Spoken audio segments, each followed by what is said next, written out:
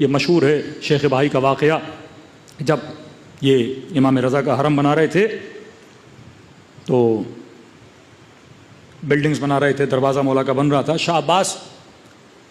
حرم کے وزٹ کے لیے آیا، کیا دیکھا ابھی تک امام کا دروازہ نہیں بنا، کئی دن گزر گئے، تو پوچھا مزدوروں سے کہ دروازہ کیوں نہیں بنا، تو کہا کہ شیخ بھائی نے ہمیں روکنے کو بولا ہے، تو بادشاہ تھا، انہوں نے آرڈر دیا کہ چھوڑ دو شیخ بھائی کو، دروازہ کمپلیٹ کرو، انہوں نے بول دیا، مزدوروں نے سارا دروازہ بنا کے کمپلیٹ کر دیا، یا پیچھے سے شیخ بھائی آئے، انہوں نے مزدوروں کا جناب میں نے منع کیا تھا دروازہ نہ بناؤ، تم نے کیوں بنایا؟ قبلہ آپ نے کہا نہ بناؤ، بادشاہ صاحب کہہ رہے ہیں بنا دو، ہم حکم کے پابند ہیں، ہم نے دروازہ کمپلیٹ کر دیا۔ یہ گئے بادشاہ کے پاس، شہباز صاحب آپ نے کیوں آرڈر دیا؟ میں نے روکنے کو بولا تھا۔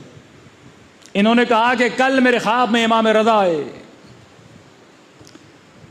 اور انہوں نے کہا کہ میرا دروازہ ابھی تک بنا کیوں نہیں ہے، دروازے کو جلدی کیا کیا جائے، بنایا جائے۔ شیخ بھائی اپنی جگہ پہ بیٹھ گئے،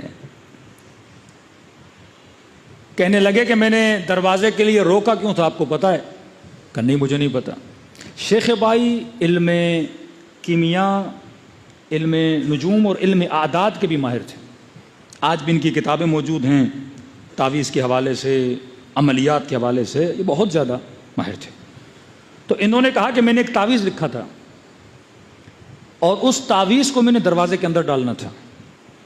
اور وہ تعویذ ایسا تھا کہ امام رضا کے حرم میں کوئی بھی گنہگار داخل نہ ہو سکے، مطلب اس حرم میں وہی داخل ہوگا جو صاحب تقویٰ ہوگا۔